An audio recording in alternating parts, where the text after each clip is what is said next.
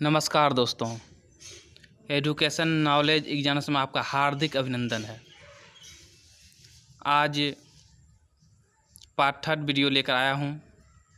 Railway का है, जो कि रेलवे में महत्वपूर्ण क्वेश्चन सब जो आता है एग्ज़ाम में प्रीवियस ईयर्स में, जो बार बार रिपीट है, वो क्वेश्चन इस वीडियो में है। आप लोग ध्यान से देखें, शेयर करें, सब्सक्राइब करें और अपना एजुकेशन चैनल फैमिली को बढ़ाएं। ये दोस्तों, भारत का इतिहास पार्ट 2 वीडियो, पार्ट 2 के बाद ये पार्ट 3 है।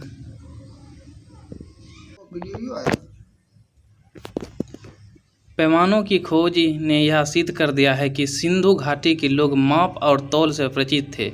यह खोज कहाँ पर हुई थी? लोथल में हुआ था। दोस्तों, लोथल जो है ये गुजरात में है। प्राचीन सभ्यता में लोथल से जो है गुजरात में, जहाँ के बहुत सारे सिंधु घाटी की खोज हुई थी। चलिए दूसरे बिंदु पाते हैं। अब सिंधु का नकली स्थान बाग हड़प्पा सभ्यता के लिए पुरास्थल को कहा गया है? मोहनजोदड़ो जो है ये भी पाकिस्तान में है। दोस्तों ध्यान से याद रखिएगा, क्योंकि बार बार क्वेश्चन जो है रिपीट करता है एग्जाम में। चलिए उसके बाद आता है सिंधु सभ्यता की मुद्रा में किस देवता के समतुल्य चित्रांकन मिलता है? ये अर्ध शिव का मिलता है दोस्तों, जो कि बहुत महत्वपूर्ण क्वेश्चन है। उसके बाद आते हैं, मोहनजोदड़ो को किस एक अन्य नाम से भी जाना जाता है? दोस्तों, ये मृतकों का टीला। हड़प्पन स्थल सोनौली, जिसको बागपत जिला में के सभी हाल ही में उत्खननों से प्राप्त हुई है। मानव का समाधान, जिसे मानव मृत्यु स्थल, जो कि मानव की कंकल कांड सब मिला है। किस हड़प्पा कालीन स्थल से नित्य मुद्रा वाली स्त्री की कांस्य मूर्तियां प्राप्त हुई है? मोहनजोदड़ो में से। किस हड़प्पा कालीन स्थल से पुजारी की परसर मूर्ति प्राप्त हुई है? हड़प्पा से। स्थापित सिंधु घाटी सभ्यता किन नदियों के तट पर बसी थी? सिंधु, चेनाब तथा झेलम।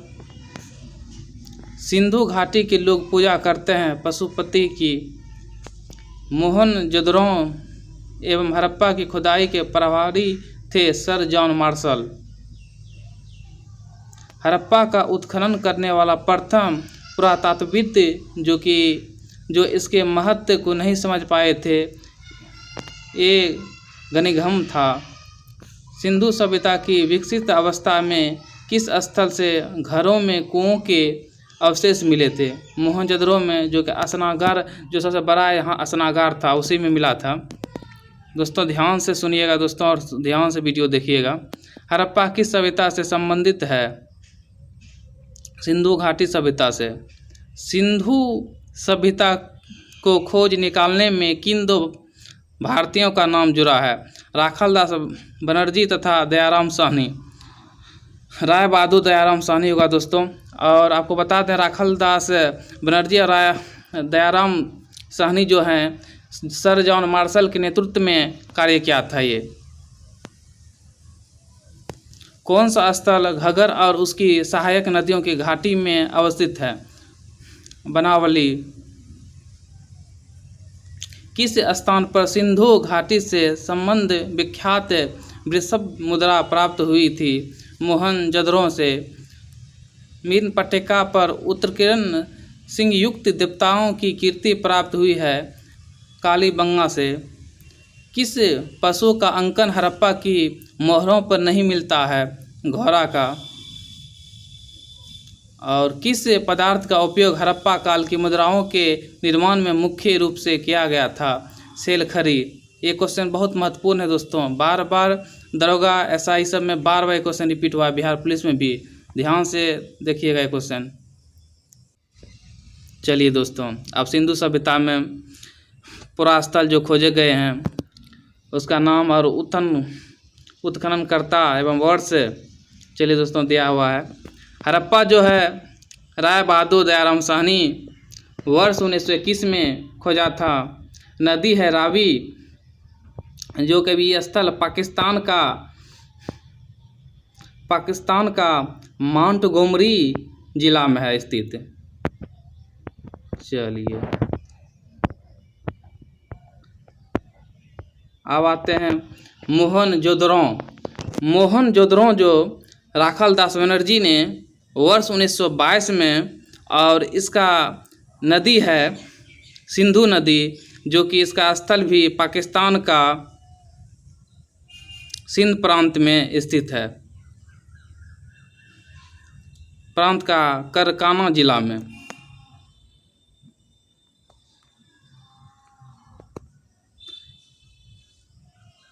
अब आते हैं लोथल। लोथल जो है SR राव ने खोजा था वर्ष 1955। नदी जो भगवा नदी पर है, और अहमदाबाद जो कि गुजरात में है, ये भारत में है। चिन्हू दरों जो कि उत्खननकर्ता जो है गोपाल मजूमदार और बीबी लाल, वर्ष 1931 में नदी जो कि है सिंधु नदी, और ये भी सिंध प्रांत में जो कि पाकिस्तान में स्थित हैं।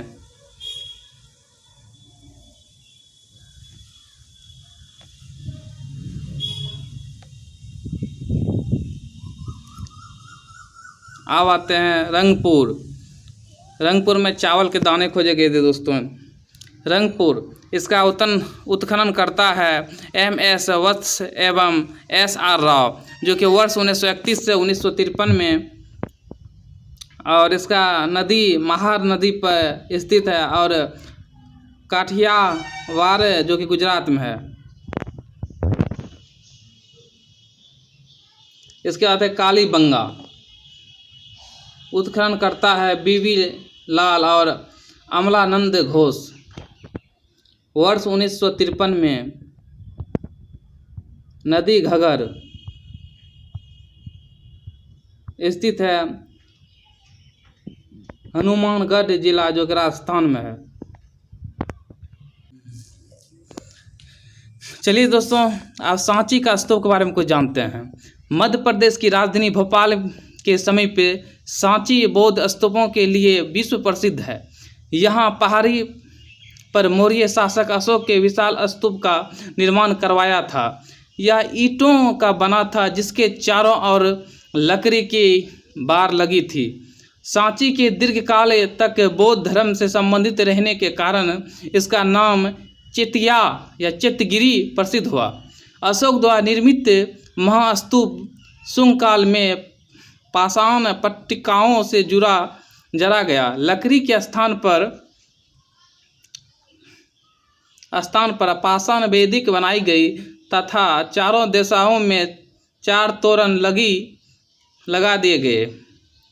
बुद्ध के जीवन की घटना व जातक कथाओं के चित्रों से भरे हैं और नीचे से ऊपर तक अलंकृत है। इन पर सिंह, हाथी, धर्मचक्र, यज्ञ और त्रिरत्न आदि के चित्र खुदे हुए हैं। वेदिकाओं पर अंकित लेखों में दानकर्ताओं के नाम सुरक्षित हैं, जिन्होंने स्मारकों के निर्माण में योगदान किया। इनमें शासक, भिक्षु, सामान्य जन सभी हैं। मुख्य स्तूप के दक्षिणीय द्वार पर उत्कीर्ण लेख में सतवाहन शासक सतकर्णी का नाम है। चलिए दोस्तों, अब आते हैं सिकंदर के बाद लेखकों का विवरण।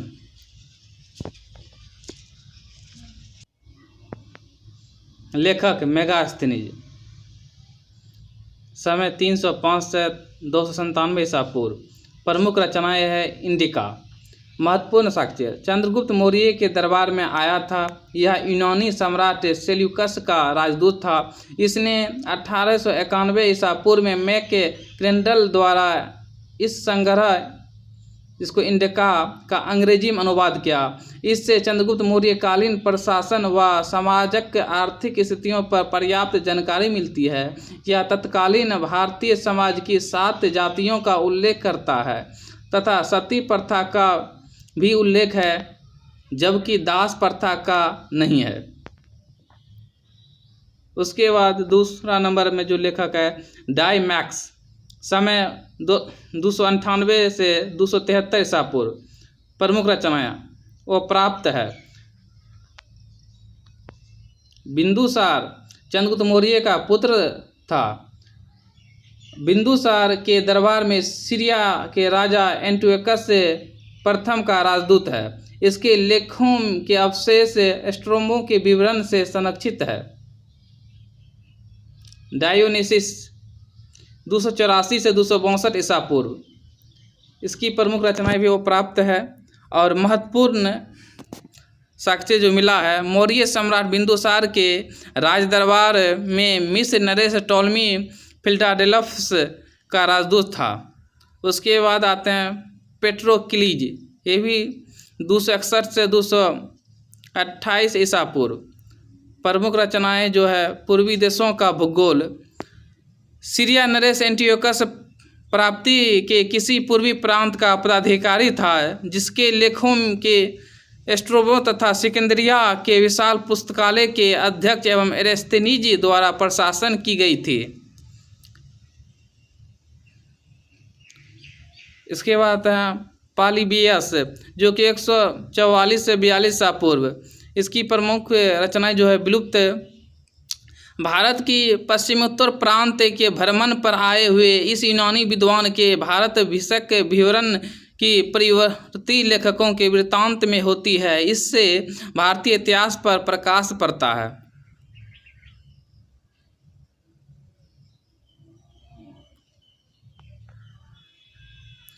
अब चलिए एरियन के बारे में। 100 ईसा पूर्व इसका है a collection of miscellaneous history on the particulates arts of animals. Bharat के पशुओं के संबंध में जानकारी प्रदान करता है। अब एरियन, दूसरा एरियन जो कि 2री शताब्दी ईसा पूर्व में सिकंदर का आक्रमण, इसका पुस्तक का नाम है सिकंदर का आक्रमण, उसी बारे में लिखा है। सिकंदर का समकालीन व मेगास्थनीय विवरणों से संबंधित इस ग्रंथ को आधुनिक इतिहासकारों द्वारा भी अधिक प्रासंगिक और विश्वसनीय माना गया है। इसके बाद आते हैं पेरिप्लस, यूनानी लेखक है, 808 से 115 ईसा पूर्व। पेरिप्लस ऑफ द एरिथ्रियन सी, एक यूनानी नाविक द्वारा जो कि हिंद महासागर की यात्रा पर निकला, जिसके द्वारा रोम व चीन के साथ रेशमी, मलमल, मसाले, हाथी दांत, मोती के व्यापार व रोम से मदिरा, सोने के आयात की जानकारी फारस की खाड़ी से बिरग कक्ष में 10 पर निर्यात किए जाने वाला उल्लेख करता है। इसमें भारत में बंदरगाहों का भी उल्लेख मिलता है। इसके बाद में स्ट्रोबो, जो कि 2री शताब्दी ईसा पूर्व में, ये जियोग्राफी नामक पुस्तक लिखा था।